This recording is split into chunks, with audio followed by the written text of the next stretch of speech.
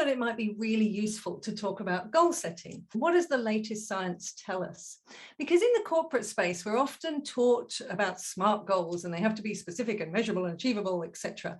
And yet some of the research from positive psychology doesn't necessarily support SMART goals as being the best way to enjoy the journey or necessarily the best way to achieve the outcome. So when we look at research around goal setting, one of the things that's really useful is to think about, are we being pulled or pushed? So for instance, is your goal being driven by positive affect or negative affect? And this is the work by Kasser and Sheldon, who actually looked at how we frame a goal and is it pulling us towards something. Let me give you an example. A perfect SMART goal might be, I want to lose 10 kilos by Christmas.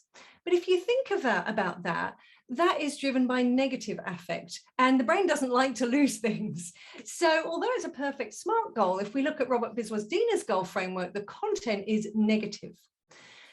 One of the things to ask our clients, or when we're goal setting for ourselves, is what's the why? What's the pull? What are you pulling towards? So if we think about that, why does someone want to lose 10 kilos by Christmas? Well, if it's just focused on a number and we lose 9 kilos, we're going to feel like we failed. If we remember the why? Is it because I want to be able to run around after my kids? Is it because I want to feel amazing and vital and full of zest every day?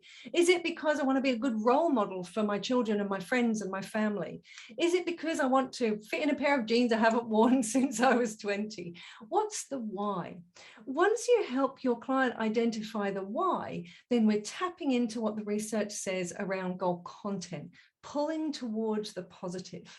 We still might put a specific action plan around it. And yet what we want to do is that even if somebody loses 9 kilos by Christmas, they still feel they've succeeded if they feel like they can run around after their kids, feel vital, energized and full of zest, etc. So think about what the research is telling us, and let's perhaps move away from some of the more cliched sort of standardized things, and let's bring in emotion to our goal setting.